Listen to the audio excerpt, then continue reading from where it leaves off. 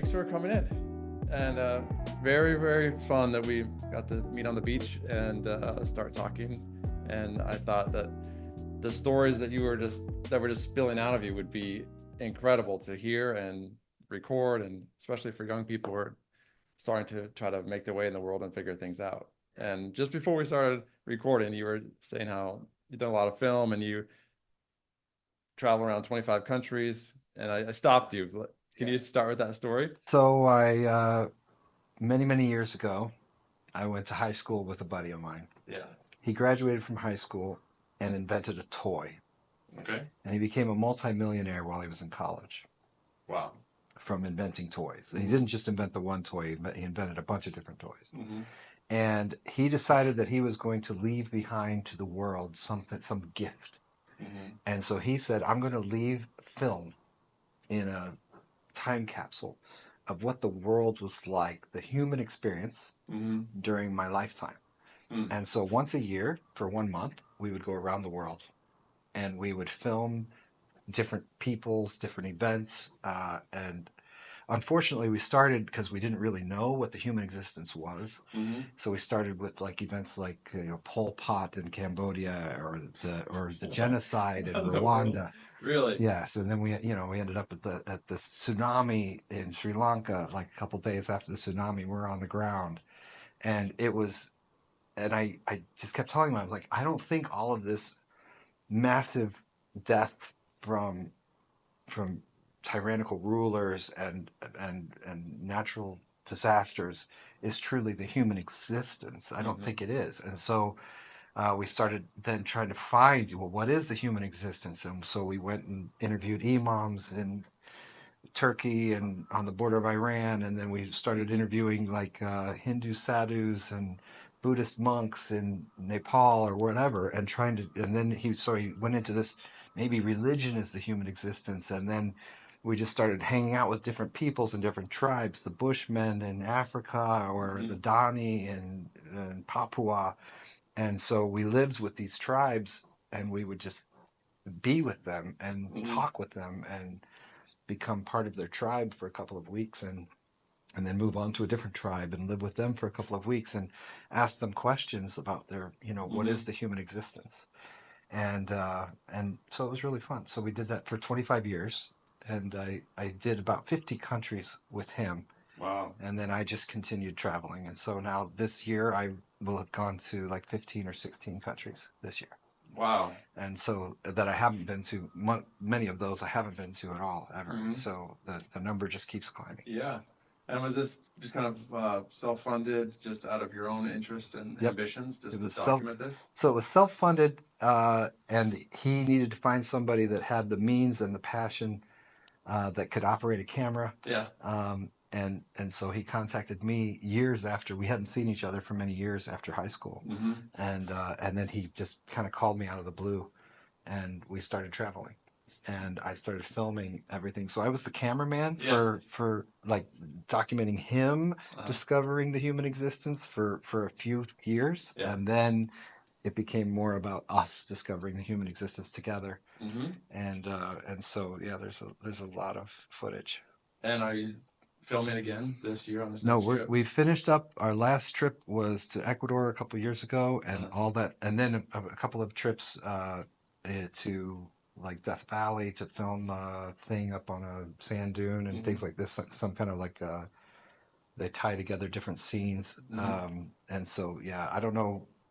Last I heard, that's on like the movie's on version 52 or something crazy. So, and it's like MGM or something has taken all this footage and they're putting together a feature film. That would be fantastic. Yeah, I think it's terribly wrong. I think it should be like more of a Netflix series. Yeah. Like tune in next week where Chris and Mark go to wherever and show some crazy thing of us getting chased by an elephant or whatever, and then people want to watch that. And you get many more hours of exposure. Yeah, totally. And we had so much footage that they could do just a never-ending series. Yeah. Well, that opens up a lot of things that I'd love to talk about because Sounds good. How young were you when you started that project? About 25. Okay. Yep. And at 25, you had already got into some of the building and construction. Is that right? Yes, I was. Well, actually, construction started when I was 15. Okay. And that started with I moved from the farm to the city. Yeah. And I made friends with a guy, my best friend, and his mom was a hoarder. And so from that, I became a construction guy because we started cleaning out the basement because she couldn't go down the stairs. And so anyway, we cleaned out a big area and we finished it and made it incredible. And then we finished another area and another area and another area without her parents' knowledge. It's like the ultimate fort in the basement. It was the ultimate basement fort. Yeah, with no parental oversight. None. Yeah. None. And no, impossible. And it was amazing. And no permits. Like we did electrical, plumbing, lighting, everything, drywall. We made flooring. And so we taught ourselves how to do all of that construction. And then when we went to college, this group of buddies got together and said, hey, let's do this and see if we can make any money at it. And our first house, we finished it in 1 month. We sold it 2 months later, and we made $40,000. Wow. So each of us 4 guys made $10,000 apiece after we paid our friends that had come over and worked and things like that. And so we made $40,000, and that was it. We were hooked. Yeah. So we started buying really bad houses and buildings and fixing them up and selling them. Right. And then I turned that into a career. That's incredible. Yeah. Where did you get the confidence to think you could build anything? Well, the farm, right? Yeah. Well, the farm, I didn't really have that kind of skills. I had different skills. Like, if the barn burned down and there was an old tractor in there with the tires burned off, we would sit around it, a bunch of guys, and next thing you know, it's running, and then next thing you know, we've got tires on it, and the next thing you know, we're using it in the field. So that was a different set of skills than construction, but it did give me the confidence that anything can be done. You just work on it and figure it out. Right. And I learned from a lot of the old timers. Old men were mentors to me.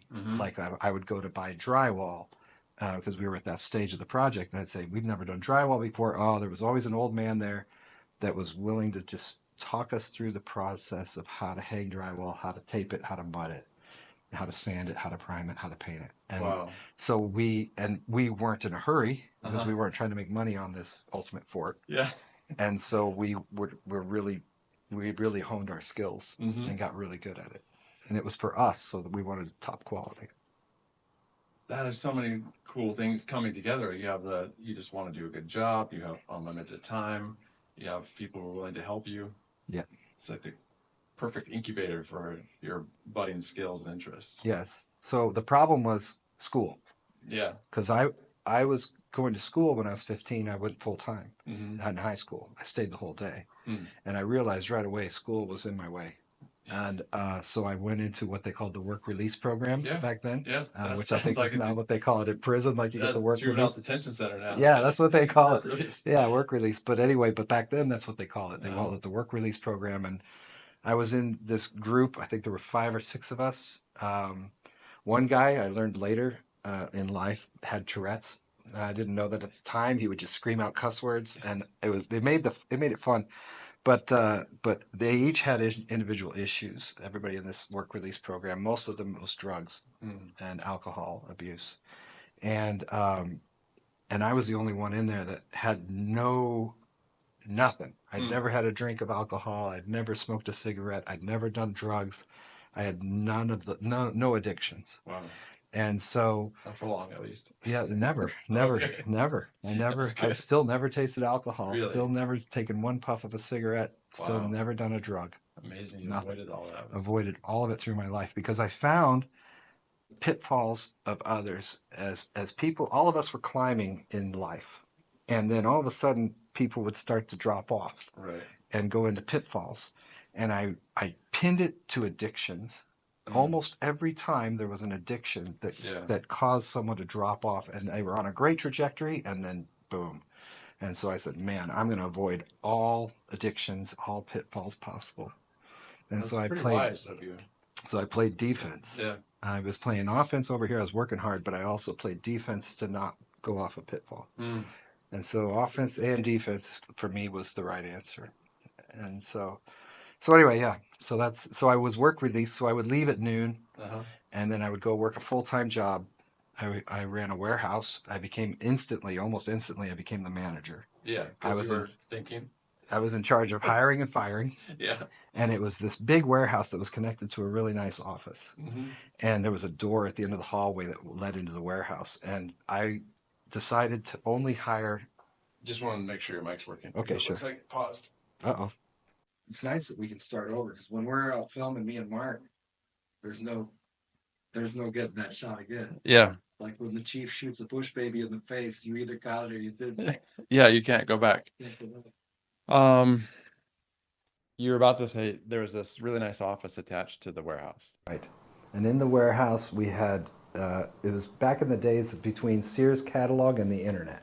Right between the two. Right between Yeah, the two. yeah. And this company was kind of bridging the gap between the Sears catalog and the internet, where you would get these catalogs of things you could buy. Yeah. With like a fake credit card. It was a prepaid credit card. Oh, it was cool. back in the beginning of credit card days. Yeah. And it was called International Home Shoppers. And I decided, as the business was exploding, the business was expanding very fast. And I decided each time I would hire someone that I was going to help someone that really needed help. Okay. I was going to take my position of being able to hire and fire and give someone an opportunity. And if I had to fire them, if they let me down, I had no problem with that, but I was going to give somebody a chance. And at that time, there was a big influx of negativity around the Vietnam veterans. Yeah. And so I started hiring only Vietnam veterans. Wow. And so I ended up with an entire warehouse full of Vietnam veterans, putting catalogs and price sheets into 3-ring binders. Yeah. And then when we would meet our goals, I would take them to a Cardinals baseball game, and I just would hire the whole row. Yeah. And we would sit at the Cardinals baseball game, and I thought for sure I was going to get arrested. I mean, they were all smoking pot and just doing terrible things, but they were having a good time. Yeah. And so I realized after the second or third time, I just had to let it go. Yeah. And just say, hey, they've been looking forward to this. They worked hard for this. This is their reward. This is how they party. And, and I just have to understand this is it. And if we get in trouble, we get in trouble. But whatever. And it was really amazing. It was an amazing seems like thing. You've developed that ability, or not coping mechanism, but an ability to let things roll a little bit. Yeah. Where did that develop? Well, I think I think true, right? Yes, absolutely. Yeah. And I think it comes with having extreme failure, extreme success, extreme failure, my life has been really, I've had some really heart-wrenching things happen, and I've had some really amazing things happen. One problem that I do have is when I'm sitting on the beach reading a book and my mind starts to wander. Yeah. I tend to wander into life's failures and life's challenges. And I very seldom can direct my mind towards the successes that I've had, which are massive. And so it's really weird that my mind doesn't wander towards all the successes that I've had and sit there and enjoy that with my book in the sun. Yeah. Instead, my mind naturally wanders towards the regrets and difficulties. And so I really have to kind of catch myself and say, hey, whoa, let's be balanced in this. That's pretty natural, though, as a human, I think, but... I don't know. I've never studied it. I've never asked anyone, but that's just my natural inclination. But I've found that if you've had a lot of these failures, a lot of these things, I see people in the airport and they're screaming at some poor employee, and I'm like, man, if like whatever's happened to them, they missed their flight or whatever, is that really the worst thing that's ever happened to that person, that they can't even handle the situation? Right. Because if that happens to me, I'm like, oh, I can handle this. Like it happened to me just a couple months ago. I was on my way to the Ukraine, missed the connecting flight in Vienna. By the time my flight landed in Vienna, the other flight had already left. Right. And they said, okay, we're going to take you out at 2 a.m. We're going to take you to Warsaw, Poland, and then we're going to take you out the next day and take you over to Slovakia, and then you can take a bus from there. And I just said, hey, man, it's 3 days of travel to get to Ukraine. I'm like, nah, forget it. I'm out of here. So I left the airport, went into Vienna, got to a hotel at 3 a.m, slept for 2 hours, got up, took a train to the train station, and took a 12-hour train over to to Ukraine. Yeah. Because I'm like, I can handle this. Yeah. You know, I didn't get upset. My heartbeat didn't even go up. And it was just like, this is so basic. It's such a small thing. It's such a small thing, and I've been through so much worse than this that it's like, who cares about this? It doesn't even matter. And I think that if you go through life saying, I can handle this situation without a problem, like your tire pops on your car, whatever. Something just whenever something happens, I don't get upset because so you think I you've can handle developed it. that because you've been through major lows and major highs. Yeah. And so you've learned to just not adapt, but not react emotionally to the immediate situation. Correct. And the only constant in this life is that everything's going to change. So if you're going through something really hard, guess what? It's going to change. It could change for worse, it could change for better, but it's going to change. You're never going to be at the same point tomorrow that you were today. There's always something changing. That's true. And so if you realize that, you know, and a lot of times, like, something would happen to me, and I would talk to my buddy that I go around the world with or whatever, and he would say, oh my gosh, like, can you imagine that in 5 years you're never going to think about this? You're not even, you're not even going to remember this. Yeah. So he's got a similar attitude. Totally. Yeah. And so, because, I mean, we grew up together and we've been together all these years. And so we're very like-minded in the way that we think and approach things. And you have to be almost when you're traveling together in high-stress situations. When you're living with a cannibalistic tribe, you got to be on the same wavelength. You know? And so, but yeah, it's the same thing. It's like when you're going through something super hard and then you just kind of laugh because you're like, in 5 years, I'm not even going to remember this. Yeah. That's crazy to imagine it when you're going through it. It seems impossible that you could get through that and see it differently. Yeah. Yeah. And that's really been an aid to me, you know, a lot of times. And it's funny, different situations come up. Like one time, we were in Mali, Africa, in Bamako. And I'm in charge of getting the interpreter and the guide. That's my job. I need a guide, a car, you know, and an interpreter so that we can speak the language. Yeah.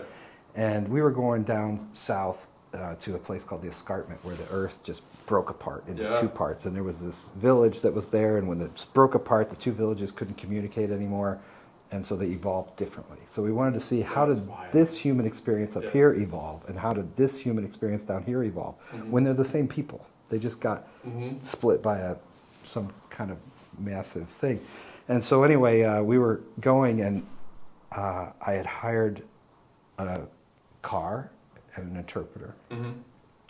And then I met back up with Mark, and he had been dragged out to the street to like change money and, you know, all these kinds of things. And at that point, a car and an interpreter had kind of latched onto him. A different car and interpreter. And mine just happened to be Christian, his happened to be Muslim, but that's irrelevant. But the point was that they didn't get along, and there was an underlying tension before we ever arrived on the scene. And so then the Muslim group of two tried to put his bags into the trunk of their car. And I was like, no, we're going with my guy. And so, they're just trying to take it over. And so anyway, so we end up in mine. And we take off. Well, halfway through the town, there's all the people, you're barely moving through the town, and here comes this Mercedes, this old Mercedes, diesel Mercedes on the other road, and just smashed into the back of our car, because they were mad that they'd taken us away. And so we got out the car, the other door over here on this side, and knives were pulled. There was a big thing, and everybody's standing around in a big circle, all the people of Bamako. 8 million people live in Bamako, and there's only a few dozen cars. I mean, it's massive poverty. But anyway, it was a huge thing, and I don't know what they were chanting, but it was probably like fight, fight, fight, fight. And I said to Mark, I said, one thing we've learned is that money can solve most problems. And he just looked at me like, how does money solve this knife fight, you know? And I opened up the bag, and I always carry a brick of $500 $1 bills. It looks good. It looks amazing. And so I just grabbed a handful, which was nothing. I mean, it was just a huge handful of $1 bills, and I just walked over almost into the middle of this fight. And they were just, you know, posturing and screaming at each other. And I just took this money and I just threw it in the air. And everybody comes diving into the middle to get their dollars, and the fight was over. Because there were just, the mass crowd had just, the circle just went boom. And I said, let's go. And we just walked. We just took off walking on foot. Amazing. And we just walked away from the situation as there's just this riot and screaming. And but so sometimes you have to apply certain mottos differently than you might think. But money can solve a lot of problems. I found that's a great story. Yeah. Yeah. But just look at things a little differently in the situation. And once again, heart rate not even up. Really? Not even up. Just didn't, like, we'd been in such worse situations than that, that was nothing. Well, that's true. I mean, that's a good, there's lots of good lessons there, but money can solve money problems. And that was one of them. Mm-hmm. I like the presentation of the stack. I'm going to do that. 500 $1 bills. Mm-hmm. That can be a distraction anytime. It is. It is. And it's fantastic. One interesting thing, too, that we used the $1 bills for was when we went to Rwanda. Okay. And in Rwanda, you know, the Tutsis and the Hutus and the Twa. There's three groups of people. Right. The Tutsis are tall, skinny, a little bit buck-toothed. Their hair starts way back here. Yeah. The Hutu, they have the shotgun nose and they're kind of round face. The Tutsis are skinny face. The Hutus are round face and stocky with big muscles. And then the Twa are these little pygmies that run around naked in the jungle. And so you got these three groups of people. Well, the Hutus decide they're going to kill the Tutsis. So there's a huge genocide.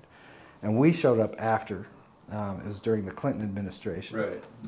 And so anyway, we showed up and it was still a lot of tension. Like there were still the Hutus and the Tutsis that were still there all wanted to kind of kill each other, but the genocide was over. Like in the 90s. Yeah, like so. Late 90s. Paul Kagame was the president, which was a Harvard guy that had won the student lottery. Anyway, it was crazy. The whole situation was crazy. Yeah. And they were starting the big propaganda campaign. There was one TV station, and it was like, here, let me turn that off. Sorry. And so there was propaganda. They had this little song, "We are Rwandans, we love each other," and there's Tutsi and Hutus doing their laundry in the river together, and it was amazing. Yeah. But there was so much undercurrent of tension, and we showed up to this cultural center. Okay. And there was a guy, it was like almost used to be like a museum that showed about the culture of Rwanda, and it was just empty. And the guy, the curator, we went and spoke with him, and he just basically started crying, just saying it's over. Like, we have no culture in this country anymore. It was destroyed by the genocide. No one smiles at each other. Everybody hates each other secretly and all these kinds of things. And I said, well, what used to happen here? And he took us to the back of behind the building, and he said there was a big field there with almost like dirt bleachers. Yeah. And he said we used to have dancing shows here where we had beautiful costumes, and the people, we did dances, and they had drummers and all this kind of stuff. And I said, wow, you know, and he's like, but it'll never happen again. And I said, that's what you think. And I said, how much would it take to throw that show for us today? Like in 2 hours, can you put that show on? And he said, oh man, he said, you know, it would cost hundreds of US dollars. And I said, okay, let's do it. And so he went in there, and he had all these wardrobes and bins full of costumes, and he sent people to run and go find the performers that used to perform. And they all showed up, and we had a private show. No way. Tutsis and Hutus dancing together. And it was the most amazing show. You know, drums and dances and all this kind of stuff. And at the end of the show, all the actors and actresses were hugging each other. It didn't matter if they were Tutsi or Hutu. And it was amazing. And poor curator just cried and cried and cried and cried. Yeah. Because it was like, okay, we can heal. So healing, yeah. So money can solve problems in different ways. And no, we didn't, you know, pay people to put on this show or whatever. Like they were just, it was a job that they had done before, getting paid to do the show, and we said, hey, we'll finance this job for them. But the show was more healing than just putting on a show. Yeah. So a lot of times it's interesting, but you've got to get above the physiological needs on Maslow's hierarchy of needs. Right. You've got to get above just being able to eat and survive to be able to have those kinds of impacts with your money. Right. And being on the ground, like writing a check to Red Cross is cheating in my book. Get on the ground, figure out a situation that you can make a difference with your money. And it didn't take much. Right. It's a few $100. Yeah. And it was the most amazing experience It's for such everyone involved. a more direct impact. Yes. And more meaningful. It's just the actual people involved and things you see that need to happen. Exactly. Not an international organization Right. working through the mayor Right. or president. Yeah. And like all the money that we sent, the United States sent to Sri Lanka went to Yeah. the Sri Lankan government. Yeah. Never made it to the people. So, like, if you're on the ground, like we were in Sri Lanka and we were looking at these fishermen crying because their boats were up in palm trees. Wow. And their nets were gone. Yeah. And we're saying, hey, how much would it cost to buy you a net? Mm-hmm. You know, and let's go buy you a net. Let's go figure this out. Where do we get nets? And heading out, and sometimes it's a 2-day adventure to go buy a net. Right. But it's a super fun adventure. For you. Yeah. And so For them, not, yeah, but not it's so fun. well, it's amazing for them Yeah. because they get a net for free, Uh-huh. where they didn't know how they were going to fish. They didn't know how they were going to feed their families. Yeah. And so for them, it's a super exciting adventure because Yeah. they're getting a free net at the end Yeah. of this adventure. For us, it's a super fun adventure because we get to help someone feed their family. Yeah. And so you can use your money instead of donating to some organization that doesn't help this guy. Yeah. You can be on the ground, you can actually help this guy. How much do you think you guys put into the net adventure? Overall, the whole adventure, Or at least that doing part? all, well, so flights, a lot of times we don't even sleep in hotels. We're Uh-huh. sleeping on the ground next Okay. to tribes people, so we don't even have like that. Wow. Like in Cambodia, we would have a car and an interpreter for $15 a day. Wow. Super cheap. Yeah. And so it's a different scale. It doesn't take much. Yeah. I mean, I would go on around the world and be out $3,000 or $4,000 for a month. Wow. For a month. Well, that's a skill right there. Yeah, and I still use that skill when I still travel. Talk about that a little bit. Like, how do you think about traveling and not on a budget, but on the Yeah. essentials? On the I guess, essentials. yeah. Well, one thing I like to do now in my retirement is that I've had to look at like what do I enjoy, what's important to me. Yeah. One thing, I was living here, walking on the beach every night, and living in my condo, and I was lonely. Okay. And I'm like, I love people, Yeah. and I love teaching because I was a seminary teacher for 4 years and that kind of thing. And so, like, I love teaching. Mm-hmm. And so I love people, I love teaching, I love travel, foreign travel, and I love scuba diving. And so I said, okay, how can I do these 4 things? Well, that's simple. I can get a job teaching scuba diving in a foreign country. There's still, That's yeah. it. Check, So check. That's it. And so that's what I started doing. I went to Cozumel. A buddy of mine has a dive shop there, started teaching. Ended up down in Colombia teaching for 3 months. So I did like 6 months in Cozumel, 3 months in Colombia, and then just stopped. Went back to travel. Yeah. But now I'm missing it. So now I'm going to Thailand on like next week to go teach scuba diving in Thailand. Wow. And so, but that's super budget Mhm. because I'm teaching and I'm earning while I'm, Yeah. and so basically I'm sustaining myself. Because I already have a huge foundation, I don't need to add to my wealth. Right. But I do want the lifestyle of being around people, teaching, Hmm. internationally traveling, and scuba diving. And so to get that lifestyle, I basically volunteer to teach scuba diving Yeah. in different countries. And so I end up with just enough money to cover my food, my housing, or whatever in that country. Yeah. And so my passive income just continues to grow over here while Yeah. I'm having the time of my life. And That's then really. another idea Yeah. Yeah. is these organizations. Mm-hmm. Like I went and I found out about this group of monks that were building a monastery. Mm-hmm. I went and lived at the monastery. I lived there's a little chapel, just a tiny little chapel, Uh-huh. and I slept on the floor Mm. for 5 months, 5.5 months. And I taught the monks and the nuns Uh-huh. how to build and like how to do different jobs and different stuff. And then, Wow. and I worked every day, Yeah. all day. And so that covered housing and covered food. But work's not bad. Like, I love work. I mean, people want to avoid work, but No, it's not really a bad thing. no, work. Especially if you don't have to do it in a way. Like you're Work is choosing one of to. the most fulfilling things in the world, especially if it's something you love to do. Mm-hmm. And that's the key, is to get to a point where, and some people start there. Some Yeah. people start doing what they love, like me. I loved construction with my buddies. Yeah. Oh, what a dream. Yeah. I delivered pizzas. I mean, I always had 3 or 4 jobs. I Okay. just always had a lot of jobs. Mm-hmm. And so in college, I delivered pizzas and I restored houses, and then I ended up working for Merrill Lynch. Mm-hmm. And then I also did what they call flooring for a hot tub company. The hot Okay. tub company couldn't afford inventory, Mm-hmm. so they had this storeroom where they would sell hot tubs, and they Mm-hmm. didn't have any hot tubs on their showroom.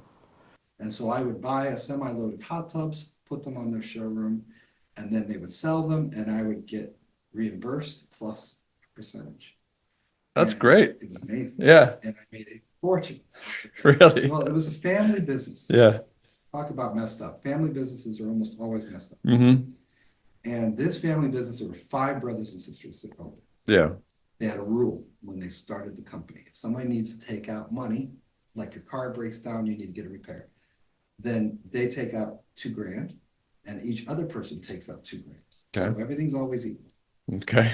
The problem Seems was, like it's not going to go well. no, the Yeah. problem was each time they would sell a bunch of hot tubs and the company would have money, one of them needed a new car. Yeah. Or one of them needed a boat or whatever. Yeah. And so that person would take out like 10 grand. And Man. then the other ones would all take out 10 grand. They wouldn't have any money left to buy hot tubs. Yeah. Wow. And so that's where I came in. Basically, whenever other people are doing something really stupid, Mm-hmm. it's a really great way to make money.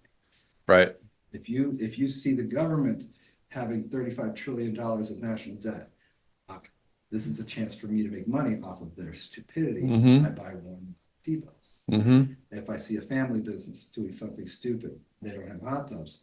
Here's my chance to come in, save the day, and also make a fortune. Yeah. And it was amazing how many semi-loads I had to buy Mm-hmm. before they figured out that I was making a fortune and they weren't, because of their stupidity, their own stupidity. And Yeah. so they finally figured out how to change the bylaws of the company and Mhm. to bridle themselves in such a manner that they didn't bankrupt their own country or their own company. Yeah. And so I look at stupidity and I say, thank you very much. Yeah. I'll take my piece of that pie. Oh, that's great. Well, I want to go back to the travel thing because Yeah. what was really clever about that was you were smart about it. You identified the things that were important to you, Right. almost like your values, but it's how would you say it? The things that were important to you. Absolutely. And you were able to you still do this. You were able to combine them in a way that looks very different than what someone looking at from, I mean, you want to be around people, you want to travel, you want to scuba dive, you were lonely. That sounds like $10,000-$20,000 a month. That's what it sounds like. That's what it sounds like. Yeah. But in reality, it's like zero. Yeah. Yeah. So And even when I went to the Ukraine and built housing for the widows, Mhm. that's with an organization that provides food and housing. Wow. And so, yeah, I had a train ticket and a plane ticket, whatever, who cares? It's almost nothing, Hmm. especially the way that I travel. Yeah. And so, but the whole time I'm there, I have zero personal expenses. That's incredible. And when I have zero personal expenses and I have T-bills over here making me 5%, Yeah. then by the end of that experience of helping widows, Hmm. I'm wealthier. That's genius. Yeah. Why? Like it's fantastic. Yeah. And so whether I'm helping monks and nuns or widows or whatever organizations, or whether I'm teaching scuba diving, whatever I'm doing, Hmm. I'm stringing these things together from country to country to country to country, Hmm. and I'm making money while I'm doing it. Your ability or character to be flexible and creative allows you to do that. Yes. Yeah. And not being scared to just, hey, I'm going to go try this out. Like not being scared to get on a plane from Colorado Hmm. and go to Florence, Italy, and start asking people, where are the monks? Where are the nuns? Yeah. I've heard they're building a monastery in the hills around here somewhere. And it took you a little while to find them Yeah. because it Days. took you days of hiking around to Yeah. try to find the Finally monks. found somebody was like that way, you know? That sounds like you went back in time 800 years. Yeah, it's amazing. Like the way that you found them. Like you're Yeah. just talking to people Yeah. and poking around the hills.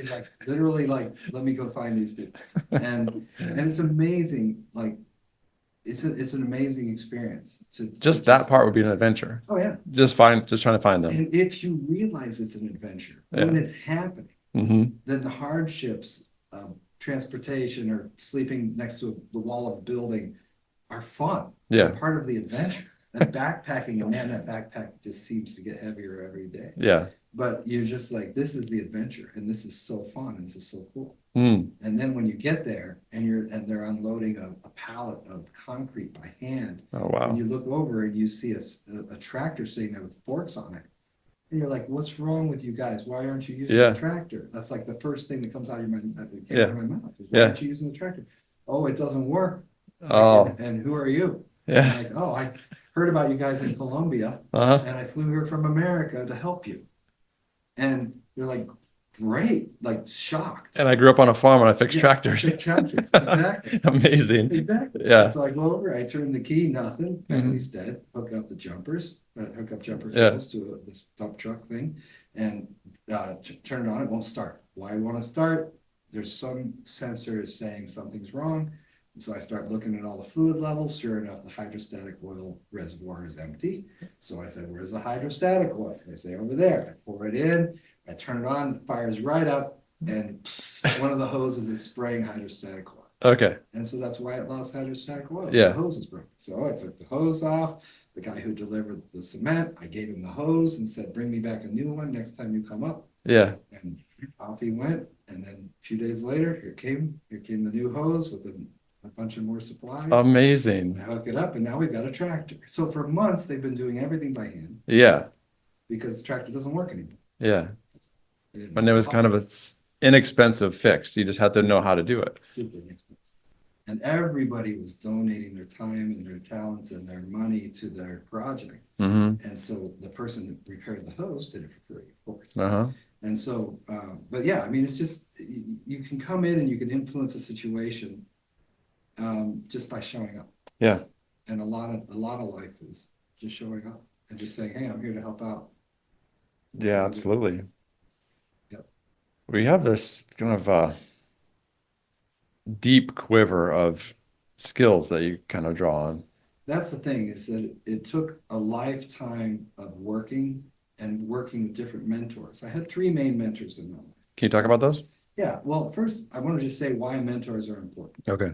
I think mentors are important because naturally we reject our parents' advice and example. 100%. And I don't know why we as humans can't just, when the time we're born, just say, holy crap, I'm going to learn everything I can from this parent and from this parent. I'm going to put it into my brain, and I'm going to just be so much better off than all my friends because I'm going to learn from the wisdom and mistakes of others.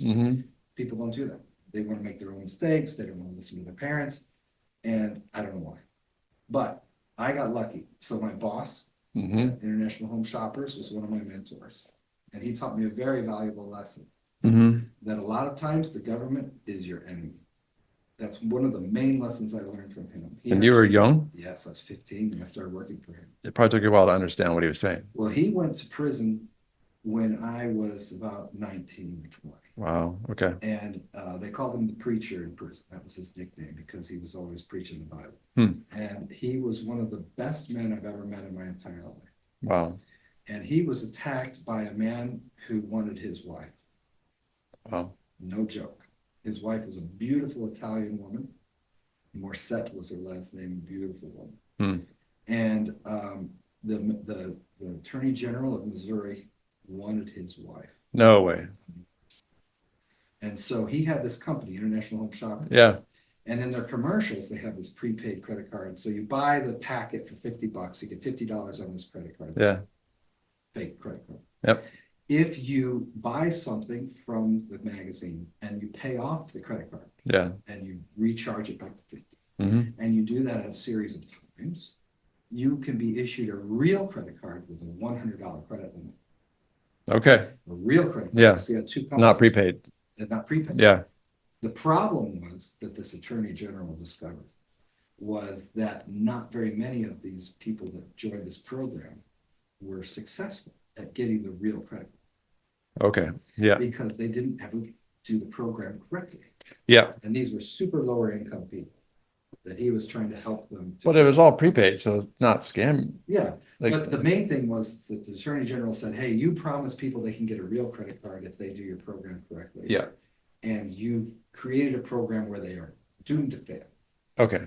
And they weren't. Yeah. They weren't doomed to fail, but they all failed. Yeah. Right. Because Makes sense. he was trying to bring people up out Mhm. of poverty.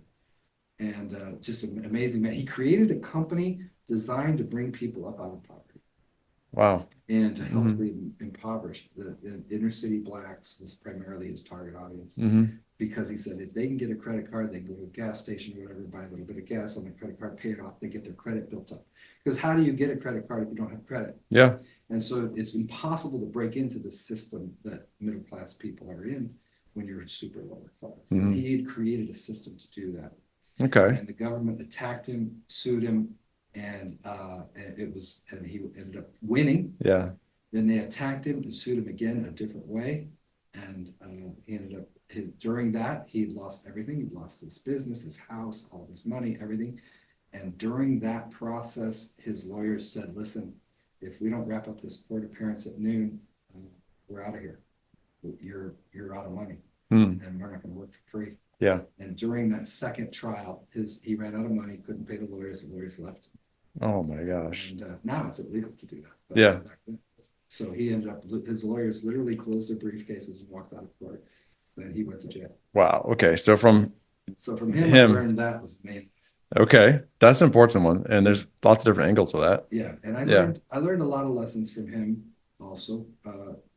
To create business that helps people, Mm-hmm. I think is important. To do something, or to do something that you think is worthy. Like when I teach a family how to scuba dive, I think that's amazing. Yeah. Right. To see the light in their eyes, they have a new world open to them. It expands their confidence and that kind of thing. I used to volunteer for NABS, the National Association of Black Scuba Divers, and Mhm. each year I would teach little black kids how to scuba dive. Hmm. And these kids were at the end of the year, you ask them, "What do you want to be when you grow up?" "I want to be a scuba diving instructor." That's what they all said. Awesome. Yeah. Because they just thought it was amazing that they could teach scuba diving someday to other people, and they wanted to do that because they were excited about what they had just done. Yeah. And so if you do something that helps the world, it would be really amazing, I think. Like Mhm. I couldn't even imagine like selling cigarettes. Yeah. I couldn't even imagine selling alcohol. Mm-hmm. I couldn't imagine certain jobs. I just couldn't even imagine. Because it's doing harm to people just Yeah. by nature of being in business. Right. Yeah. And you'd say, "Oh, you're justified. Oh, I'm getting paid. I'm clocking in, clocking out. I'm Yeah. selling cigarettes. Who cares what I'm doing?" But in reality, I think it matters. Mm-hmm. And so I learned from that mentor, it matters what you do. Mm-hmm. And also you have to play offense and you have to play defense. From this first mentor? From this first mentor. Okay. You have to play offense, you have to play defense. Mm-hmm. I learned that by watching him. He didn't tell me this. Okay. But I learned he was unable to play defense properly against the attacks that were happening to him personally. Hmm. And a lot of credit to his wife. She stuck with him. Wow. Yeah. Yeah. And he was not able to play defense because he didn't know how, or he ran out of money. I think it was almost an impossible situation. Because you had the And governor going after you. Yeah. Yeah. That's the difficult part. Yeah. When you have someone that has massive authority over that kind of thing, Yeah. man, it's like pack up and leave the state. Yeah, you Like, can't win. You can't win. Yeah.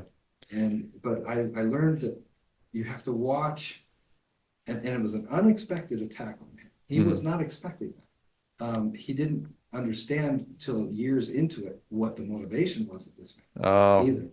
But you have to play defense when you start a business. He did everything right. He was an honest man, a good man, started a business that he thought was fulfilling. Yeah. To try to help people. He was doing everything right, Mm-hmm. and he was playing great offense. But then, boom, he got blindsided by the defense. And his defense wasn't strong enough.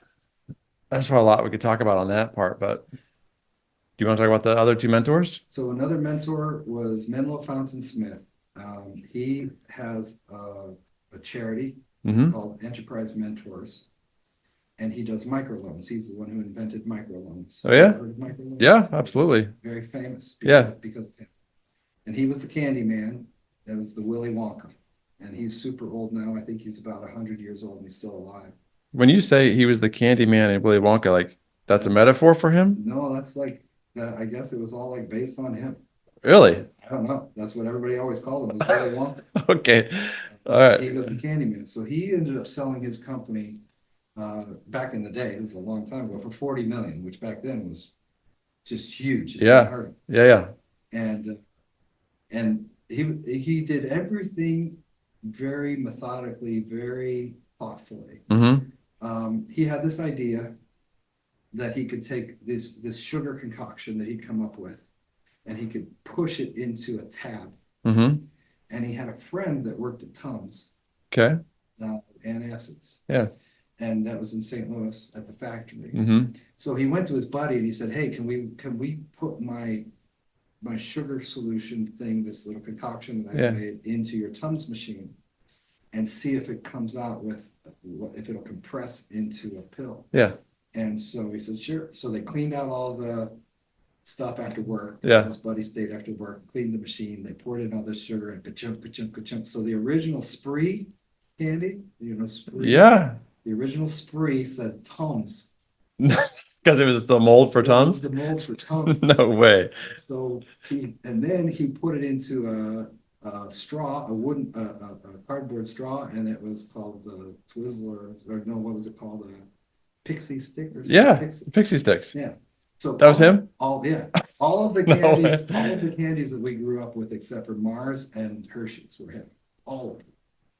Wow. All of them. He was the candy man. He ruled the candy world. You weren't kidding. Okay. And so anyway, he called in all of his employees to his office and said, "I can't tell you why." Just pause real quick. Okay, still going. So I can't tell you why, Mm-hmm.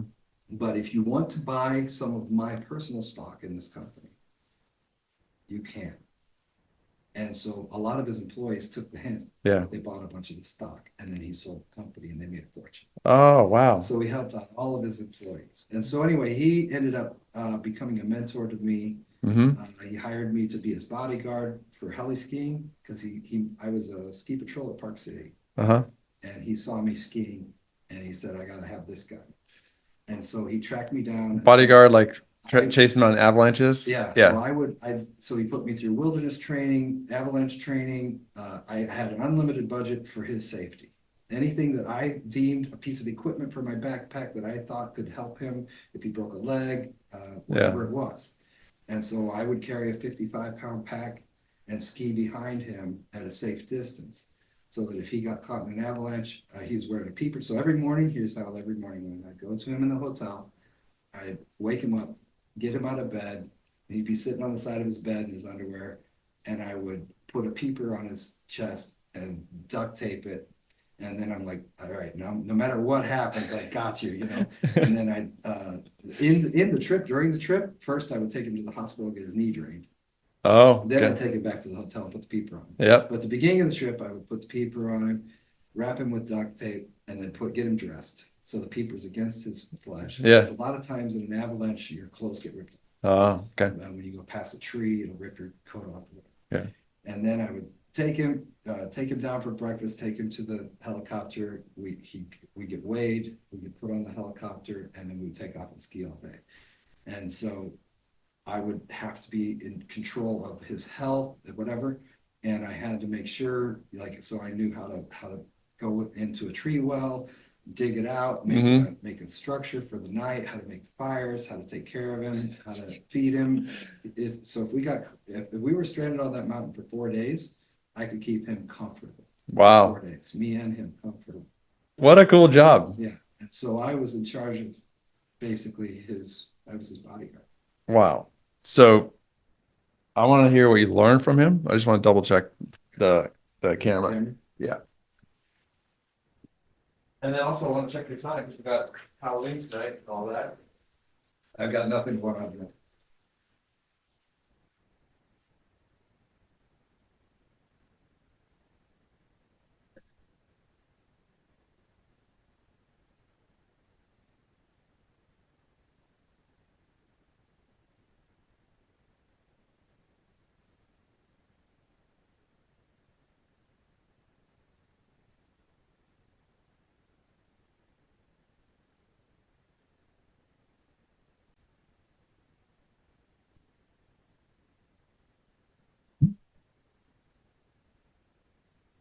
These are awesome stories. Loving this. Oh man, I don't know if it will help anyone ever any day, but No, I think it already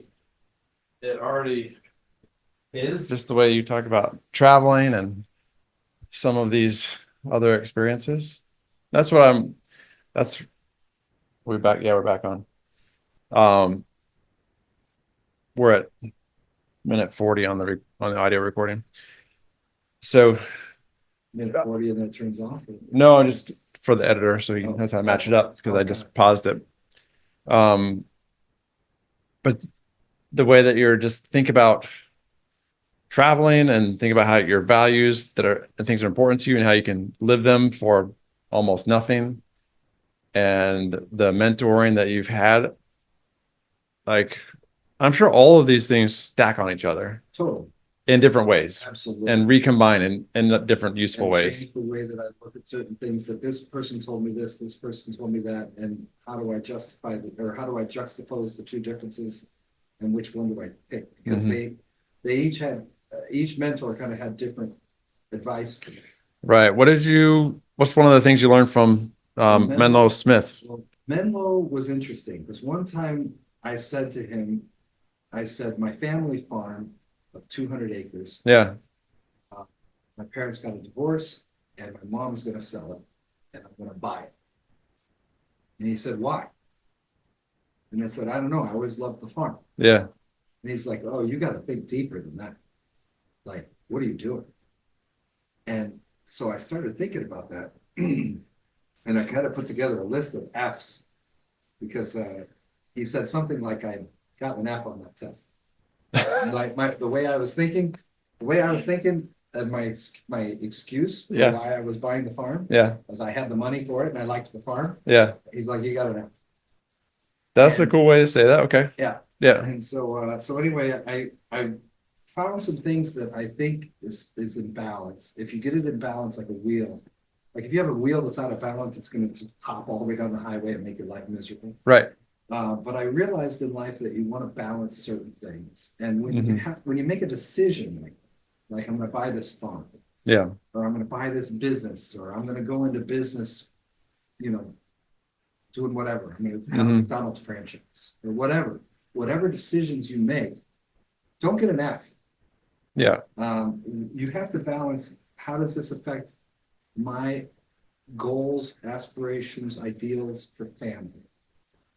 That's enough. Families and friends. What about friends? Okay, so I could go up and take a job processing fish in Alaska.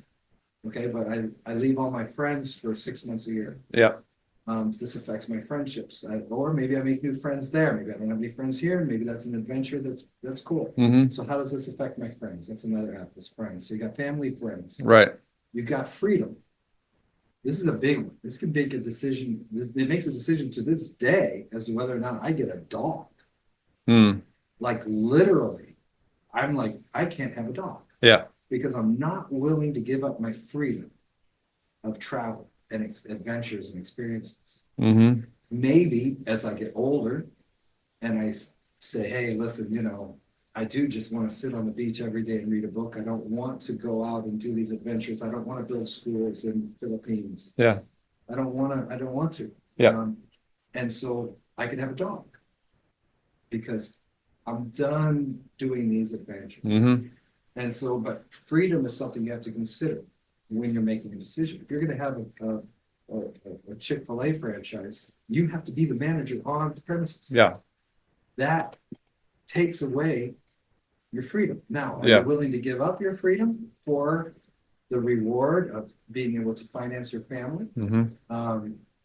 Maybe, but it's something you need to consider. Now, the next F is financial. So this is another thing that needs to be in balance. Okay, so hey, you can go sell cocaine on the street corner over here. Financial, fantastic. Freedom, not so good. You're going to end up in prison. Right. Okay, so you have to make decisions based on smart. Be smart about your decisions, business decisions. So you got family, friends, freedom, financial, fitness. Yeah. Okay, am I going to sit in this chair every day on my laptop? Yeah. Maybe it's great for finances. Okay, but it's not so great for family. Yeah. Definitely not so great for fitness. Right. So what decisions am I going to make to get my fitness where I want it to be? If I'm teaching scuba diving, fantastic for fitness. Yeah. Okay, it's fantastic. Um, and then your feelings. Mm-hmm. Okay, a lot of times mental health is something you need to consider. You know, if I'm going to sit in this dark room and sit on a computer all day long, Yeah. I'm going to go nuts. Yeah. I need some sunshine. So your feelings, your mental health, that kind of thing. And then the last, then you got faith. Mm-hmm. How does this affect my faith? Like if I'm selling cocaine on the corner, uh, maybe not so much. Yeah. Love thy neighbor as thyself. Maybe I shouldn't be doing that. Maybe I should. Or if you're doing some kind of a job, kind of a stereotypical used car salesman, selling a jalopy to somebody, that you know doesn't work, it doesn't run, it's going to get 5 feet out to the parking lot before it blows up. Yeah. And it hurts your soul to have that job. Right. Probably don't have that job. Yep. So if you keep everything, if you have your family in balance, your friends in balance, your freedom, your financial, your fitness, your feelings, and your faith, that equals fulfillment. Yeah. And so that's kind of the F's for me.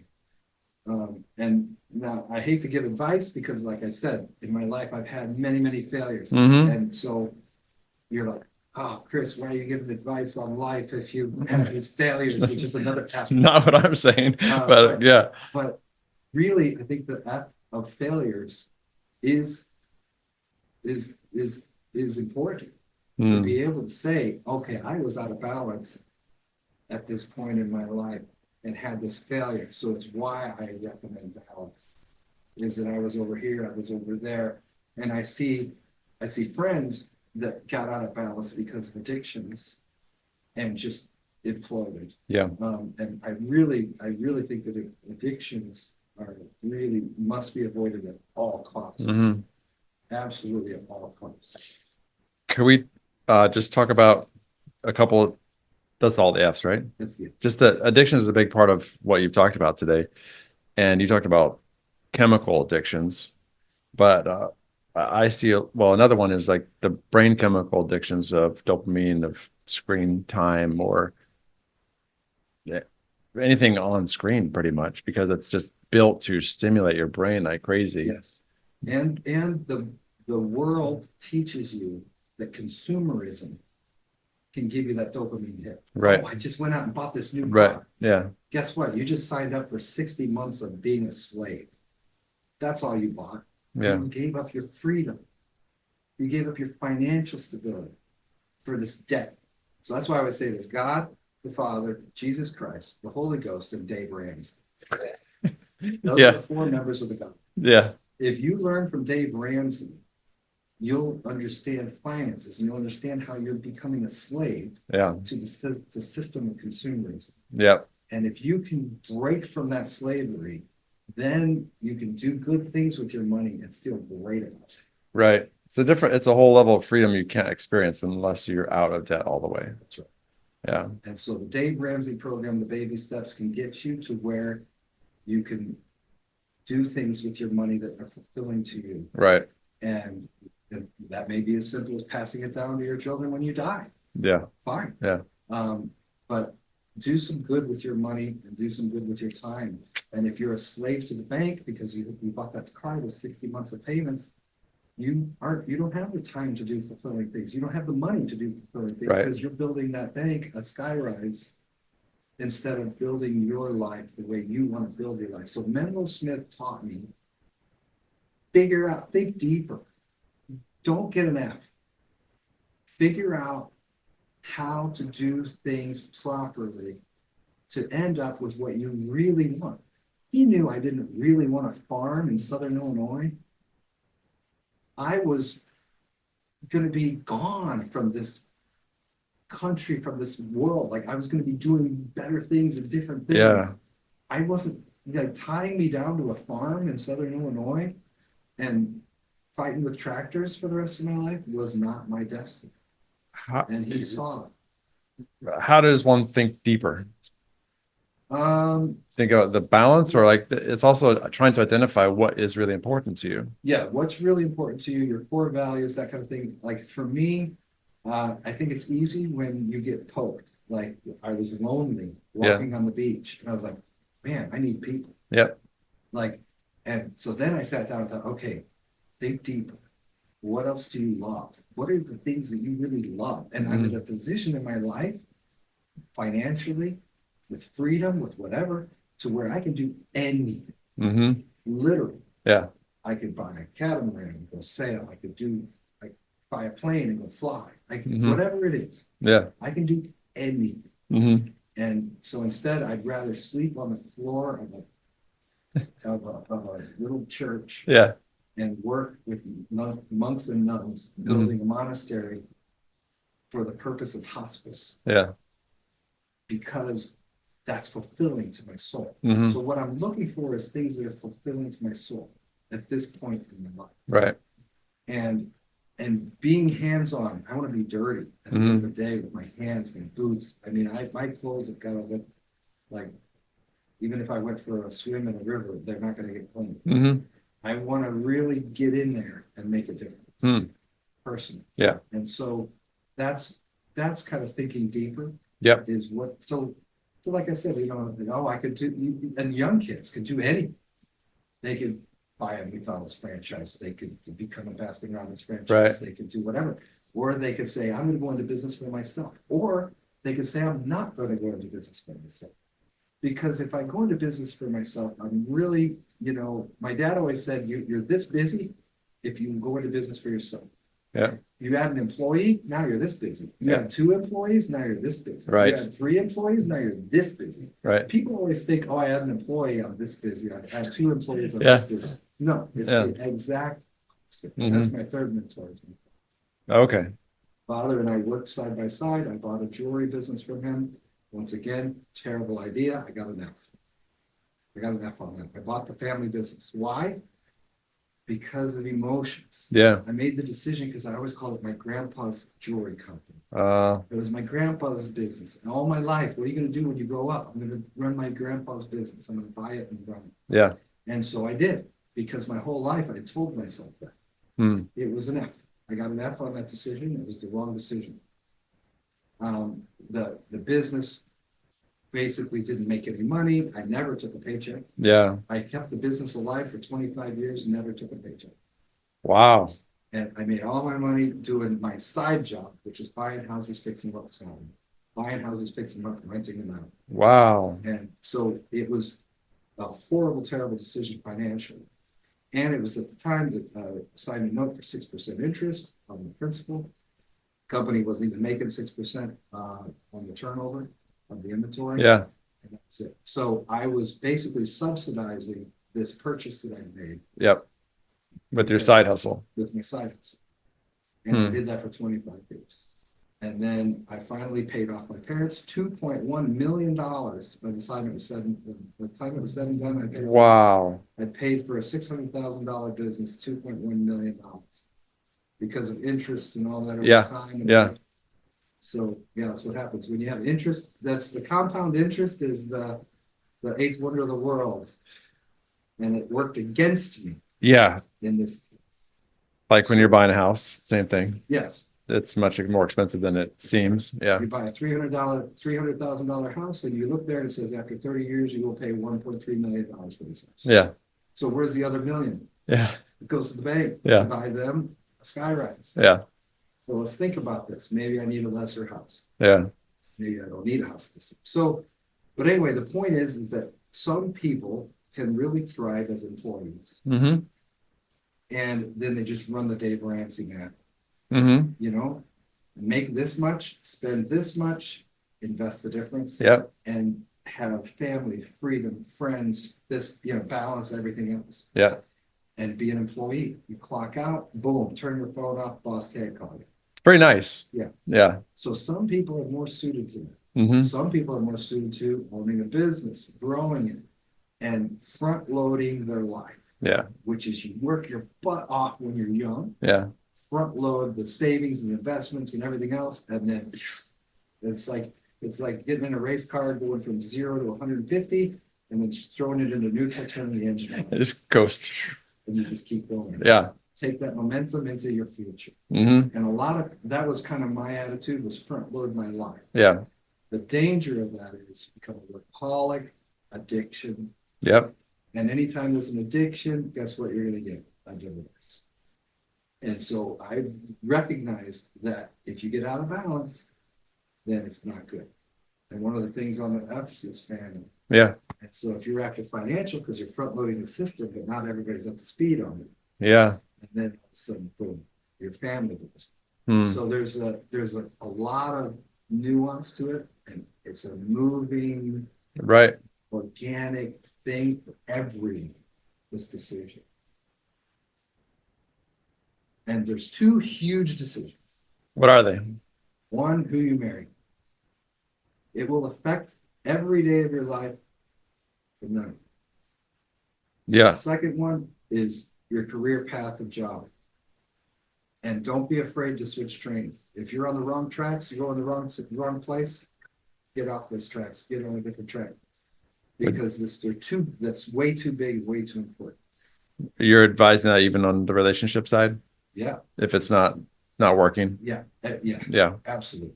Especially if there's an addiction involved, you do what you can to try to work through that. Yeah. If you realize the addiction is a dragon Mm-hmm. that they can't slough off, or that you can't slough off, there's going to be problems. How would you how does a young person get the career/job part right? Know thyself, which is really hard, especially when you're young. It takes a lot of experiences Yes. to actually get to know yourself. Yes. And I was fortunate because I had the farm life. I was raised poor. Mm-hmm. My dad told us we were poor. When I turned 15 and came home from school one day, he said at the dinner table, he said, "Kids, we're rich." And we all said, "Wow, you won the lottery? What happened?" He said, "No, we've always been rich." Yeah. We didn't know that. Mm-hmm. I was wearing my brother's hand-me-down pants with iron-on patches, same as all the other kids in my class. Yeah. Which were 12. Mm-hmm. My class was size 12. Yeah. Tiny farm, 4,600 people. And my dad always said, the sign said, "Welcome to Waterloo, population 4,600. He'd laugh and he'd say that if you count all the chickens also.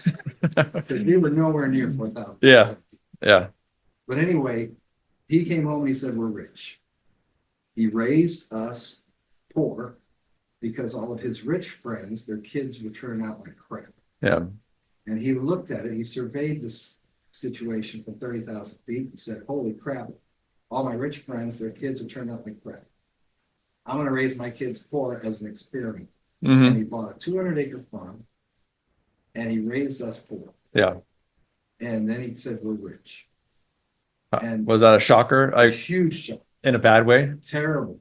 It was the biggest shock you could say to a kid that was going from 8th grade to freshman high school. Huh. And then we moved to the city. I drove the pickup truck to school. I parked between a Porsche and an IROC Camaro. I went to the richest high school in St. Louis with a pickup truck that had a shotgun blast in the driver's door. I did not. Yeah. But I was a hick. I was wearing bib overalls with no shirt my first day to school. No way. That's what we wore. That didn't go well. Didn't go well. I was a cartoon character. Oh my gosh. And so no one helped you out with that? it was unbelievable. You can't recover from that. No. I did. 4 years later. Yeah. But it took a while, right? By the end of the 4 years, everyone was my friend. Every group, the stoners, the populars, the cheerleaders, the football guys, everybody was my friend by the end of the first grade. Yeah. But by the time we graduated, I was friends with every group because I had no judgment of others. Right. I was a humble kid. I liked everybody. I would show them that I cared about them because I did care. Right. And so if I care about someone, they're going to reciprocate that. It's just the way it works. Yeah. So you did pick up on develop a lot of great qualities by being raised poor. Definitely. But it was a shock to the system to find out you were not. Definitely. Yeah. Yeah. Well, you had 3 great mentors in your life. Yes. Amazing. Did they take time to intentionally share wisdom with you? I learned it peripherally a lot of times. Yeah, just by watching. One time, my dad and I were fixing a fence. A drunk driver had crashed through the fence. Yeah. And every time the neighbor would come over, neighbors drive past to go to town. Mm-hmm. And they pull over with their window down in their pickup truck and they talk to you for 20 minutes with the engine running. And a neighbor stopped and was talking to my dad, and I was fixing the fence. I just kept working. Mm-hmm. And the neighbor started telling my dad that I was raising the cows wrong. Mm. I was giving them too much grain, not enough hay. And he said, look at those cows. You're never going to make a penny on those cows because you're spending so damn much on grain. Right. And he's like, you got all this acres, they're eating plenty of grass, but you got to you got to cut them down. Tell your son to cut the grain down. Mm. And my dad said, well, you've got one big misunderstanding going on. And the neighbor said, what are you talking about? He said, you think I'm raising cows. Uh-huh. I'm not. I'm raising a son. Mm. And so I learned hearing that peripherally, that the whole farm thing was for me and just blew me away. So no, he never said that lesson to me. Wow. He never said, this is for your benefit. This is to give you care. Yeah.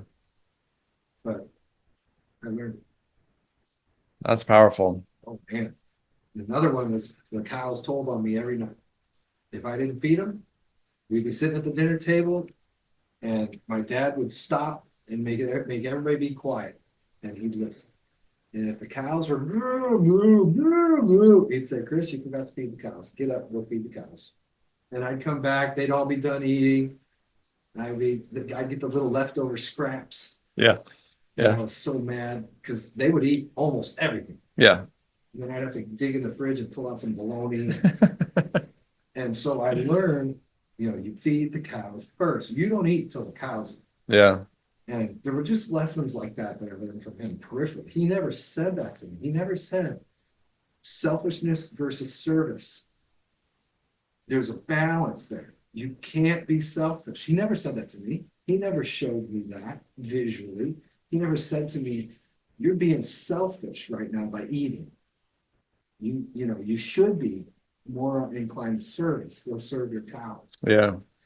He never taught me the balance between selfishness and service. He showed it. Mm.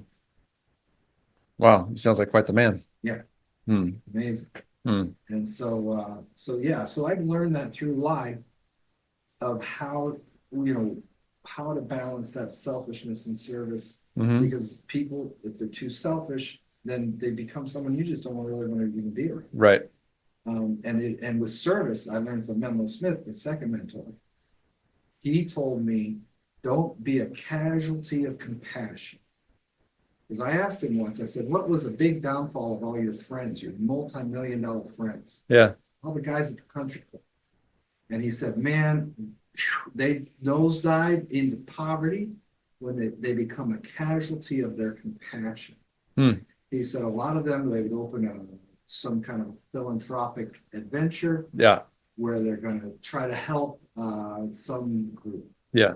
And they put all their money into it, all their friends' money that they can beg, borrow, or steal from their friends into it. Yeah. And the whole thing goes tits up.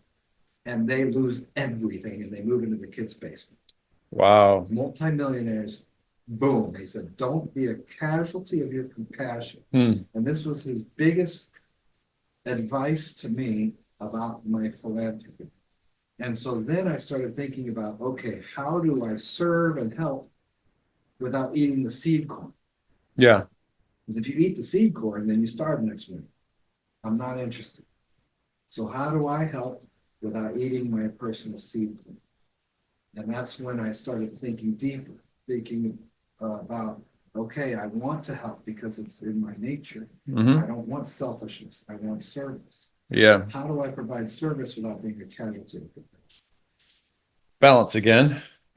Wow. Yes. You got to take care of yourself. You got to be a little bit selfish. Don't eat the seed corn, but figure out a way to serve. Figure out a way. There's always a way. Yeah. Like one time I had a house in Missouri. Sentimental decision, stupid decision. So dumb. Every business decision I've ever made that was dumb was made with the right side of my brain. I was emotionally attached to the first house I ever bought in St. Louis. Mm-hmm. It was the first house that I brought my first daughter home to from the hospital. Right. And I was like, okay, I'm going to keep this house and use it as a rental in Missouri. I moved to Arizona. Oh no. So I'm thousands of miles away from the house. And I had a buddy running it for me. Should be good. Long Should be fine. terrible. It was terrible. Yeah. So the house upstairs, my buddy had renovated it after we had a family move out. And it took $15,000 to renovate the upstairs. But the basement was just unfinished. Yeah. Terrible. And I was like, to sell this house and get top dollar, I need to finish the basement. Yeah. And it's a big house, big basement. So I said to my buddy who was retired, I said, Joe, come with me. We're going to drive across the country. And I'm going to put the trailer on the back of the truck. And we're going to take all the tools and everything. We're going to go there. Yeah. And as we're driving there to finish this basement, I said to him, I said, Joe, I don't want to pay for this renovation of this basement. It's going to be $15,000 to renovate this basement. I don't want to pay a penny. Mm-hmm. He's like, well, you have to, because we have to buy tile, we have to buy grout, we have to buy studs. Right. Right. I said, no, there's got to be a way. Okay. And so I'm driving, 24-hour drive. And so I'm driving, we stay at the hotel, I'm driving, and I'm like, man, there's got to be a way for somebody else to pay for this. Uh-huh. And so finally I figured it out. This is when Airbnb was brand new. I said, what we'll do is we'll go in and we'll build a separate entrance. As the stairs come up and go to the garage, we'll put walls up Okay. between the house and the garage. Yeah. We'll use the garage as an entrance and exit and as a storage place for all of our materials. We'll tell people the garage is included, but they can rent the whole upstairs. Yeah. And so in one day, we slapped up a temporary wall real quick with studs and drywall. Uh-huh. And then I put it on, I went around the upstairs, took pictures, put it on Craigslist or on Airbnb, and boom, it was rented. Like the next day it was rented. Okay. And people paying rent to stay at my place. So instead of that being empty while you're working on it, they were renting it from you. Yep. And so downstairs we had two lists. We had quiet list of jobs that we Yeah. had to do Yeah. and noisy list. Yeah. And so when the people would leave, you hear the door close, the car drive away. Boom, we're jackhammering to get the plumb, put Yeah. the plumbing under the Yep. slab. Yep. And we're doing all the noisy jobs. Yeah. And then as soon as they come back, boom, we switch lists. We got a room over here that's ready to be painted, whatever, to the quiet list. Oh, wow. So we did noisy list and quiet list, and we were there for a few months, and we finished the entire basement, and I paid $0. That's incredible. Yeah. So that came about because you were looking for, well, you had a clear objective. You wanted to renovate this and pay nothing for it. Which would be the first person in history that would renovate their house without paying for it. Yeah. Yeah. Paying $0.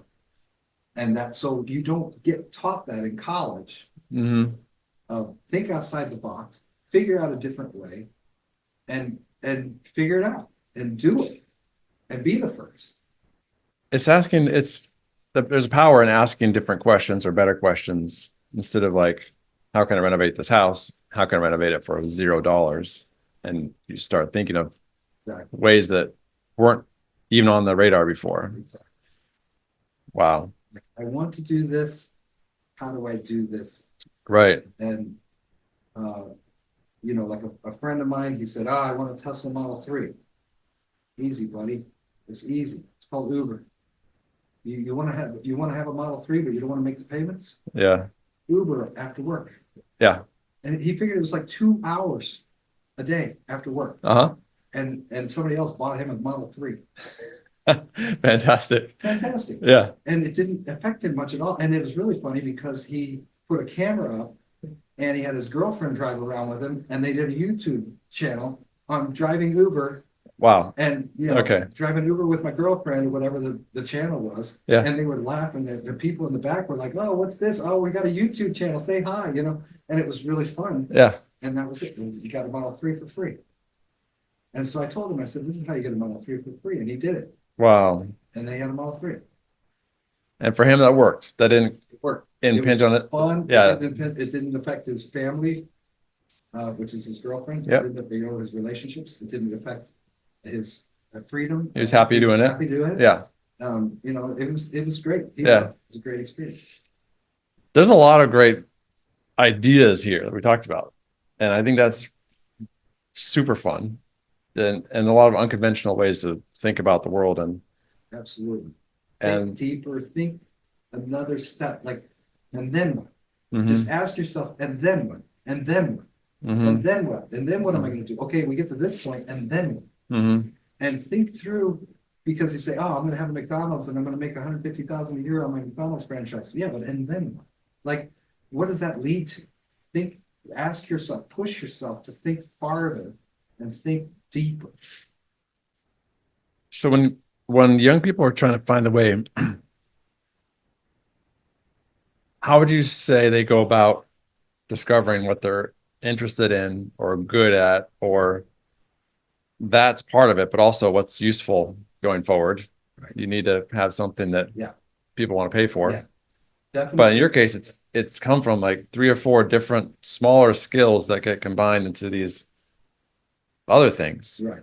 So yeah, how do you think about that? I think a lot of it, and I was very fortunate because I had a lot of different jobs that gave me different skill sets. Mm-hmm. And so yes, I have a lot of knowledge and experience to draw from. Right.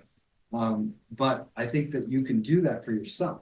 You Mm-hmm. know, you could even say, hey, like if you're a kid in college, okay, I want to just learn from somebody.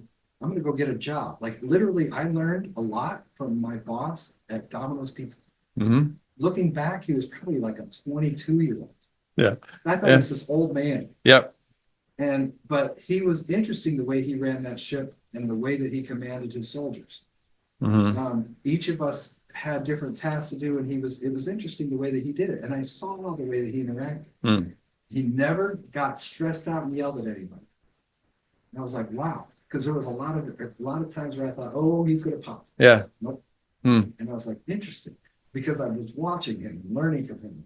That job uh, benefited me very little financially, but it taught me that. Mm-hmm. And also, it gave me a lot of the leftover pizzas at the end of the night. Okay. So when we were fixing up the house, Yeah. I would show up with all these leftover pizzas. And so friends were always there helping us paint a wall. I love it. Because there was Yeah. leftover I pizza. love it. Yeah. Chris got to work. Yeah. And so it ended up benefiting us to get workers, get our friends to come work on the house for us. Huh. They would log in, we'd pay them by the hour. Also, after we sold the house, we paid them. But pizzas were a benefit. Yeah. And so there's always a benefit to doing a job that you may not even realize. And that might be a bad one. Mm-hmm. Like my friend Joe Hitchcock, when we were growing up, his dad beat the crap out of his mom and him and his brothers. He was a mechanic, would come home drunk and beat the snot out of him. Wow. Wow. And I remember the first time I went to his house, he never invited me to his house, never. And finally, he invited me to his house. And we were in the kitchen, and the mom heard the way he closed the car door. Yeah. And she screamed, run! And she went, and the entrance of the door had 2 little hallways or 2 walls on each side of the door. And she put her hands on those walls and spread her legs apart to block him as he walked in the front door to buy us time to jump out the back. And Joe ran and dove through the screen on the bottom half of the screen door. Yeah. The screen was cut on 3 sides and it flopped like this. And he dove through it, and I dove through it right after. And wow. And then we ran and ran and ran and ran. And there was a particular place where by a parking lot that we just sat and waited. And hours later, his mom showed up, just bloodied. And she picked us up and we drove. She drove me home. Not a word. Never. There was not one word spoken all the way home. It was dead silent. And we got a brand new bishop because Joe went to church with his mom. Yeah. Church. We got a brand new bishop that was from California. Yeah. He didn't know anybody in the war. And he asked Joe to speak on Father's Day. And everybody was super interested in what Joe was going to say on Father's Day about his father. Right. And Joe stood up and started his talk. And he said, I am so grateful for my father. And everybody was just dead silent. He said, because I know exactly what kind of man I'm not going to be. I'm not going to be this. I'm not going to be this. And woof, blew us all away. And, you know, deacons and teachers and priests all just crying. All of us were just so overwhelmed. And so I learned from Joe, there's benefit to being around a situation that's super toxic. Right. He grew like a flower in acidic soil somehow. Mm-hmm. And so I realized from him, gain knowledge. Yes, I had positive mentors. Thank God for that. But I also have watched, like I said, I saw people with addictions and I saw Yeah. these things that crashed and burned. Mm-hmm. All the people around me that crashed and burned. And I said, okay, I was, because of Joe, I was sensitive to the failings of others. And I learned from the failings of others, so I didn't have to learn them by failing myself. Right. That's really wise as well. So I Yeah. think if you're talking to young kids and you say, okay, what should you do? Get a job. Mm-hmm. Go get a boss. Don't even get a job. Get a boss. Yeah. Like go get a boss. Like say, oh, so it's at Starbucks or whatever. I don't care. Whatever the job is, it doesn't have to be the fulfilling one that's the end all be all. Right. Get a boss when you're young Yeah. and see what you can pick up, positive, negative. Mm-hmm. And I had luckily a lot of great bosses, and I didn't really have as many negative ones. But get a boss and see what you can learn every day when you go to work and say, man, I'm going to learn something today. And I was doing it without even realizing it, like watching the different. You just had that in your nature that you're observant, Yeah. seems like. Yeah, I think that was a lucky trait that I picked up. But you can kind of learn that, or at least someone could help you be aware to be alert. Sorry, become aware that it's a good idea to be observant. Right. Yeah. Maybe put a little sticker on your mirror in the morning. What am I going to learn? I'm going to work today to learn something. Yeah. I'm going to church today to learn something. Yeah. If you go sit through 2 hours of church and you learn one thing, boy, was that worth it. Mm-hmm. If you go to work and you're once a week, you learn something about managerial style or how to interact with other people, interpersonal skills, Right. retail, dealing with terrible people, dealing with beautiful people. Whatever the client is, all of a sudden, it's like a whole new person walks in the door and they're standing in front of you. How do you help them? How do you serve them? How do you make them feel like they're important? Right. How do you brighten their day? Yeah. And how does that interaction go? You learn a lot. That's what being on a mission, being a missionary, you're interacting with incredible numbers of people in the public. Mm-hmm. But the most important thing is the interaction with the guy that you're living with. And you get different companions that rotate through, and they rotate you through different companions. Right. Right. And so you learn how to get along and how to serve that person, how to not be so selfish, how to de-escalate. Some people need de-escalation. Right. Yeah. Some people, that's how their parents were. Their parents would escalate. And somehow they get this thing that my parents love each other because they just beat each other up verbally. What? Yeah. That's what you learned from your parents' relationship, that when you get along with someone, you show them how much they care to you, how much they matter to you. By yelling at them? By yelling at them? Yeah. Because if you don't yell back, then you obviously don't care about me. What? Like, so you learn the dragons that other people have. You learn how to minimize those dragons, de-escalate a situation. These are the things that you learn. But if you're sitting in your house thinking about, oh, woe is me, or a video game, or whatever else you're thinking about, you're not having those experiences. So get up, get out. Get out of the house. Get out of the house. Yeah. Go get a boss. And I don't care what the job is. Go get a boss and see what you can learn. Take the advantages that you take from that, and then go get a different boss. And then go get a different boss. Yeah. And then if you are so inclined as to be a person that has your own business, boom, you have a wealth of knowledge and skills that you've learned from different bosses, different jobs. One of the main things I learned from my father was how to organize, how to file, how to stay on top of filing, how to just stay organized, and literally how to lay things out. And that was very important to me. Yeah, that's a huge skill. Huge. Yeah.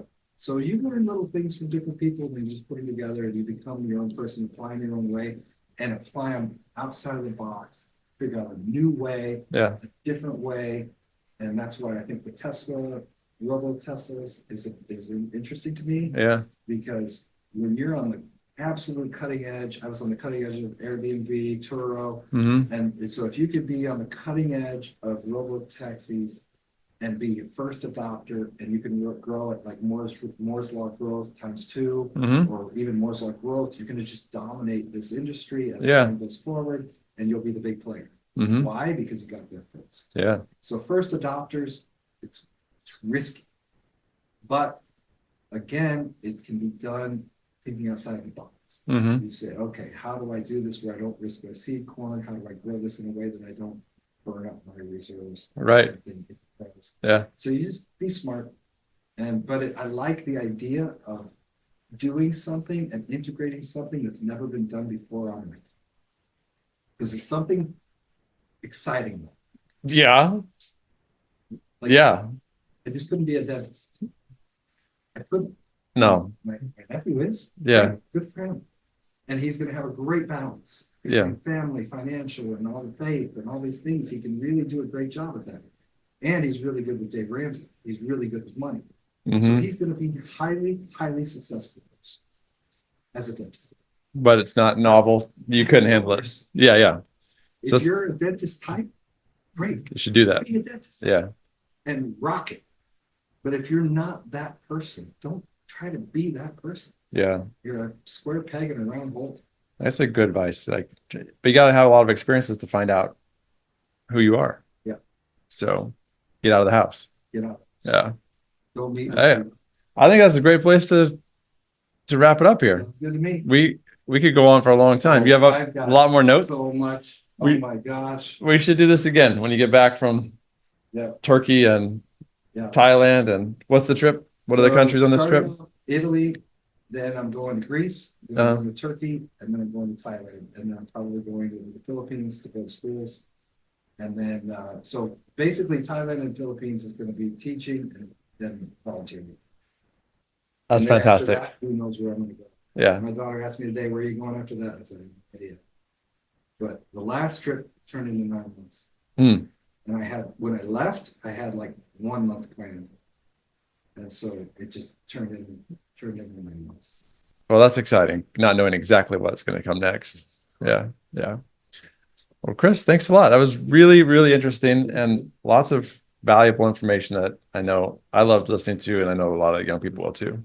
I don't know. I'm not sure if anybody can glean anything from it, but it's just my experiences. Yeah. And hopefully people can learn from my experiences, some little nugget in there somewhere that speaks to them, and they can take it and run with it. Yeah, if they're observant.